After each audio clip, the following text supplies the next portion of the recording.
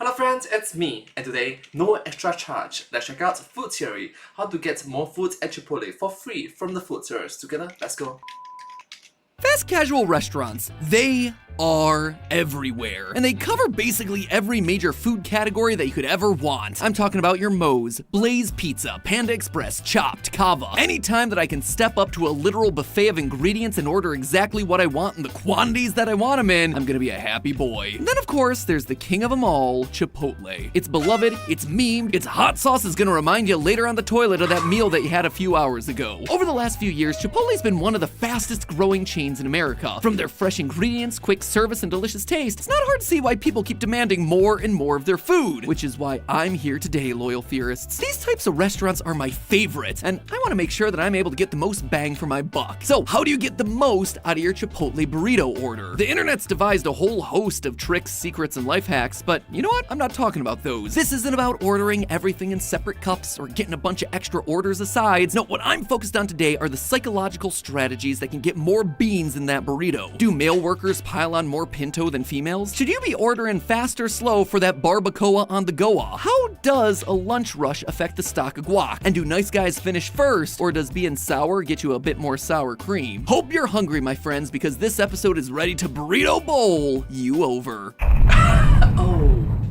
Hello, Internet. Welcome to Food Theory, the show Hello Internet, welcome to Food Theory. with no freezers, microwaves, or growth hormones added. You know it, you love it, you go to it when you want to live Moss and don't want to deal with the after effects of Taco Bell. It's Chipotle. But really today's about all the different fast casual restaurants that have you going down a line to order, be it poke or pizza. I've been waiting a long time for this episode. A long time. Even before Food Theory existed, when I would talk to people about what this channel was going to be doing, this was the episode that I would point to as an example. How do you psychologically hack your way to getting more food at a fast casual restaurant? And you know what? People immediately got it. Because I think we've all been there, right? We've all noticed how ordering one item at a time tends to get you a bigger scoop than just rushing through your list of pre-planned ingredients. We've witnessed how the workers struggle to portion out tacos, how the lunch rush makes it a flurry of activity where scoop sizes go out the window. And personally, I've seen time and time again how Steph, as a petite female, tends to get like half the food that I do, especially when you're talking about things like poke places. It's a weird trend. And while we've all had some form of anecdotal evidence to this, I wanted to prove it once and for all using science. Why wait this long to do it? Well, an episode like this has always been a bit out of budget for us, and try as I might, I didn't really know anyone who could give me access to the prized Chipotle celebrity card. Yeah, in case you weren't aware of this one, this thing gets you free Chipotle for a full year. It was like my white whale to get on this channel, but you know what? Never worked out. And now, seeing as how this is my penultimate episode, I just kind of had to bite the bullet. We're gonna be doing this one with or without the card. Clearly, we went without. That said, if someone from Chipotle just so happens to see this and feels compelled to send one my way to Matt Pat, the Chipotle superfan, it's never too late. I'm still gonna be making stuff. Wink, wink, nudge, nudge. Seriously, please give me the card. So what are we actually testing today, and how are we gonna be doing it? Well, the plan is simple. Steph and I, as well as HR manager Rachel and production manager Justin, are gonna be heading to Chipotle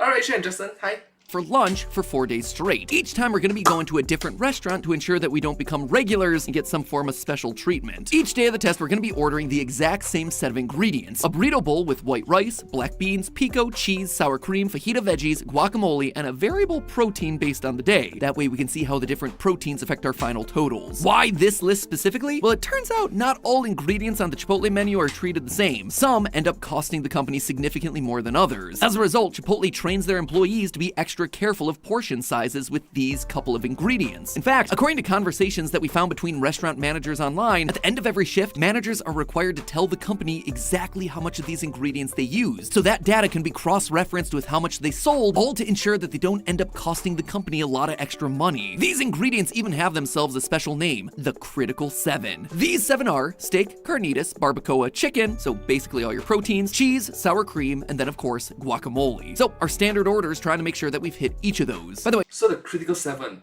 C7. this isn't one of the hacks that we're testing today, but if you order a burrito without meat, apparently the guac is free. Just a little something for all our vegetarian friends out there who thought they wouldn't get anything out of this episode. Each day we're gonna be looking to test one of 4 different variables: speed of ordering, friendliness, type of order, and crowdedness. Across those 16 bowls, we're also gonna be paying attention to any differences in what the girls get versus what the guys get, as well as the impact that server age and gender might play on the amount of food that we're getting at the end of the line. You know, are guys giving out more hefty scoops than women? From there, we'll precisely weigh out our meals to see if any of these wound up as an actual hack or just totally whack. And by the way, make sure that you leave your ordering stories down in the comments below, because after seeing the results, I guarantee that there's gonna be a part 2 to this episode, and we're gonna be looking for more variables to try. And so with And the part 2 is from Shanti. Yeah, Shanti, go for it.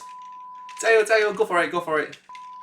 all of that out of the way, it's time to fill our bowls and our bellies. Round number 1, speed of ordering. For day 1, the plan was to test how to order your toppings. Normally, when you order a bowl at Chipotle, the process is broken down into 2 steps. First, you tell the worker what you want and tell them your protein, rice, and beans. And then you're usually passed off to a second employee who handles the rest of the toppings. Most people, when they order toppings, they simply just list them all out at once. Gonna get pico cheese, sour cream, fajita veggies, and guac. But is it possible to get more if you order your toppings one at a time? The logic here being that by asking for them all at once, the server's already thinking about how much needs to go in that bowl and how to fit it all in there. However, if you're doing the ingredients one at a time, the employee is gonna give you a healthy portion, not realizing that you plan on ordering more toppings. Kinda like a cheesy guac jump scare. Another explanation could just be them rushing through the list of ingredients so they don't forget any of the items. In short, the underlying logic is that you're setting the pace for how your order's delivered. However, there is another side to this argument. Once they realize that they might have given you too much too early of those first couple of ingredients, they might just ease up on all the rest. This is one that people like to actively call out on social media. And they're like, what do you want? And I'm like,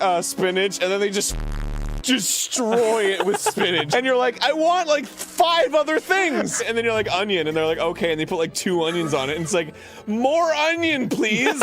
So after day 1, what did the data tell us? Well, when ordering all the ingredients at once, Justin's barbacoa bowl ended up weighing in at a massive 799.5 grams. That is over 1.75 pounds of pure burrito-y goodness. Steph ended up with even more than that, 810.4 grams. As for Rachel and I doing the slower ordering tactic, Rachel ended up getting the least amount of toppings out of all of us, just 797.1 grams, 2 less than Justin. As for me, well, I ended up being the king of the burritos, tipping the scales at a whopping 896 grams, almost a full 2 pounds of burrito. So does that mean my slower ordering method worked? No, actually, clearly not. Well, sure, I ended up getting the most burrito in my bowl out of all of us. Rachel, who ordered the exact same way as me, ended up getting the least, especially when you compare her to Justin, who ordered right after her. Even though Rachel's hack was supposed to have gotten her more toppings, the difference between the two of them was practically nothing. If anything, my results show that it pays to be at the end of a meat cycle. You see, when I pulled up to the counter to get my barbacoa, the tray of beef was nearly at the end. So instead of just giving me a standard scoop of meat, my employee scraped the remaining dregs out of the container in order to put in a fresh new tray. That ultimately resulted in me practically getting meat and a half for free. I'm not gonna complain about that for my belly, but I will complain about it for scientific rigor. Day 2's Oh, it's like pure coincidence, I guess. test was less about psychology and more about strategy. Basically, we tested whether tacos get more food than other orders because the employees struggle to portion them out. You see, at Chipotle, all entrees cost the exact same price based solely on the protein that you want to add. So the question is, which ordering method is going to get you the most? Having one general scoop made for the burrito bowl, or having them take 3 smaller individual portions trying to fit them into those crunchy taco shells? I don't know about you, but when I order the crunchy tacos, people tend to get flustered by the meat clumping up and having to shake out the small amounts to fit in the shells, so it just becomes a free-for-all of ingredients getting dumped in there left, right, and center. So with everything priced the same and with all the same ingredients, was everything also the same weight? Absolutely not. I had a sneaking suspicion going into this that the tacos, by the very nature of their size, were gonna result in less than our burrito bowl, but I did not expect how big of a difference it was gonna be. On average, the burrito bowls weighed a full 263 grams more than those hard shell tacos. That is over a half a pound of food difference for something that's costing you the exact same amount. By simply ordering the 3 tacos, you're basically getting a full 50% less food for the exact same cost. This myth is absolutely confirmed. Do not ever buy the hard shell tacos from Chipotle ever again. You know what else you should never buy? Beauty products infused with caffeine. You see, over on Style Theory, Amy and I did a food experiment of our own, where me and the other members of Team Theorist detoxed from caffeine in order to see if caffeinated beauty products actually do anything for you. Spoiler The Style Theorists. alert, they don't. But click the link to watch me suffer through my Diet Coke withdrawals anyway, and in the process celebrate Style Theory's 1-year birthday, after you're done watching this episode, of course. Now then, moving on to day number 3. On day 3, we were back to the psychological hacks. You know the expression, you catch more flies with honey than vinegar? Well, we were putting that one to the test. Essentially, we were trying to see if being nice to people leads them to subconsciously give you more food. Makes sense. If you're perceived as friendly, the employee may fill up that spoonful of guac ever so slightly more. I mean, food service jobs, heck, any service job for that matter, matter can really be thankless as you deal with mean and pushy people. So by being friendly, the goal is to brighten their day a bit, which, let's be honest, is something that we should probably be doing regardless of expecting to get anything out of it. But who knows? You might also walk away with a bigger meal. So to test this one out, Rachel and I made eye contact. We said please and thank you, we put on a smile, we asked how everyone's day was going. Meanwhile, Justin and Steph had to put on their best acting skills by behaving more asocial. Not rude or hostile or anything like that. They didn't go full-on Karen mode, but they gave shorter responses. They looked down at their phone. They didn't say please or thank you until after they were fully checked out. And the results were shocking. I'm kind of afraid to tell you this, but not only did Rachel and my friendliness not reward us with more food, it actually backfired. Being asocial actually resulted in a bowl that was on average 100 grams heavier than our friendly bowls. That is almost 3.5 ounces, nearly a quarter pound of food difference. If you're looking at the data, Wait, why? Why? you'll notice that my bowl in particular is especially light. That's because as we were talking, the server forgot to add pico to the bowl. Since I was supposed to be nice, I felt bad correcting them, so I ended up with an incomplete order. But even without that anomaly, Rachel's bowl was still a solid 50 grams lighter than either of our asocial options. And I think that right there shows us why this big difference exists. By trying to engage with the customer while also doing their job, you take the server's focus off of their work. You are breaking up their rhythm. Now, let me be perfectly clear. This isn't me saying to go out into the world and treat everyone like garbage to get more food. Far from it. I'm just reporting the numbers that we got and how we might have gotten them. And like I said, this day was probably the most socially uncomfortable for all of us because we're a team full of friendly, polite people pleasers. That's why I'd actually love to hear from anyone in the food service industry. Let us know down in the comments your perspective on all this. Do you like it? So, from my experience, because I used to be a waiter, you can be polite, you can be friendly before or after, not during the whole selection part. Don't do that. You can do it before, it's nice, and you can do it after, which is also nice. But during the process, as Matt mentioned before, you will break up the rhythm.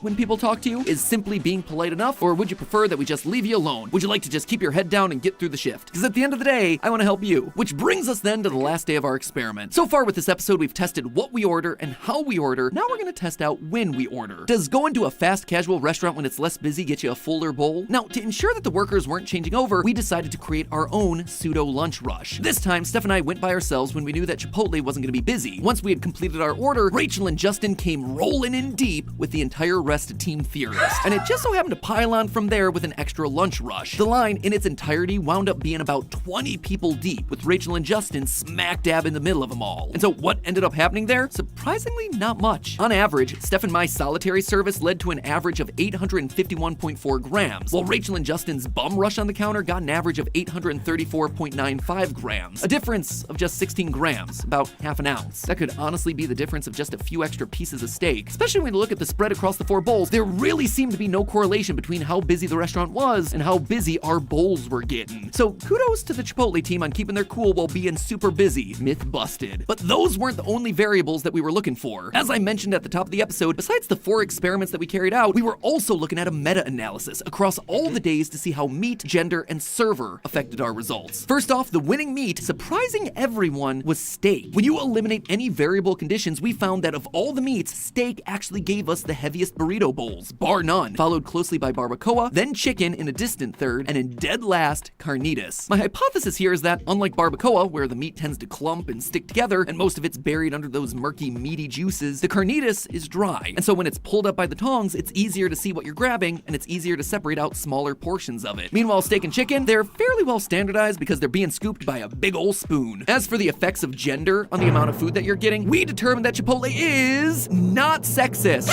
When we averaged all the burrito bowls together, the averages came out to be almost identical. While Justin and I did get slightly more food on average, it was only about 8 grams. That's the equivalent of 8 paper clips. So good on you, Chipotle, for meeting the absolute bare minimum of human decency. Now, I gotta be honest, I was surprised by this. Anecdotally, I've seen for years that Steph tends to get less food than me in other fast casual restaurants, especially when it comes to poke restaurants. That's why one day, some updated version of this episode is gonna happen again. You hear me on that, Santi? Loud and clear, Matt. And let's not wait Santi is the new food theorist host. 6 years for it this time. Matt is retiring, so yeah. Alright, that said, where I often see McPat retired. I can say this in the future. McPat retired. that difference happening is with smaller franchises or more homespun local establishments rather than the massive mega chains. I honestly think the results that we had over the last week come down to how well run Chipotle is as a business and how well it trains its employees. As a huge company, Chipotle ain't in the business of losing money, and they accomplish that via two methods: standardization and accountability. According to Chipotle, the appropriate servings for each item are 4 ounces of protein and rice, 2 ounces for salsa, 1 ounce for cheese and lettuce. And that is how employees at every single Chipotle are trained in what they call the, quote, art of portioning. As Chris Arnold, the communications director for Chipotle, once told ABC News, their menu prices are based on food costs, and the critical 7 are ingredients that are much more expensive. Employees have more latitude with ingredients like rice and beans and salsa, but they try to be more mindful of serving sizes with the more costly ingredients. As we talked about earlier, Chipotle managers have to keep track of how much of the critical 7 ingredients they use on a daily basis. Therefore, they're responsible for making sure that their employees keep to the prescribed standards and minimize waste as much as possible. So even if an employee would love to succumb to your hacks and give you more food, it's not really up to them. And on top of everything else, Chipotle also hires people known as restaurateurs, whose job it is to go to different stores in the company-issued Toyota Prius to further solidify that every scoop is as consistent as the last. Basically, everything is done in the name of making sure that the burrito you order in Hollywood, Maryland contains the exact same ingredients as the ones that you order in Hollywood, California. So despite our best efforts to try and game the system into the ultimate burrito, I think that's a very good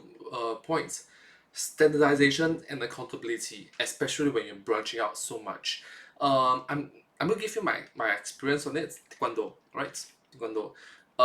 Each master teach differently, each instructor teach differently, but there must be some sort of standardization. For example, our patterns, our chi control, our chi, oh, something like that. All these things, and also the form of our rules and regulations when we spar.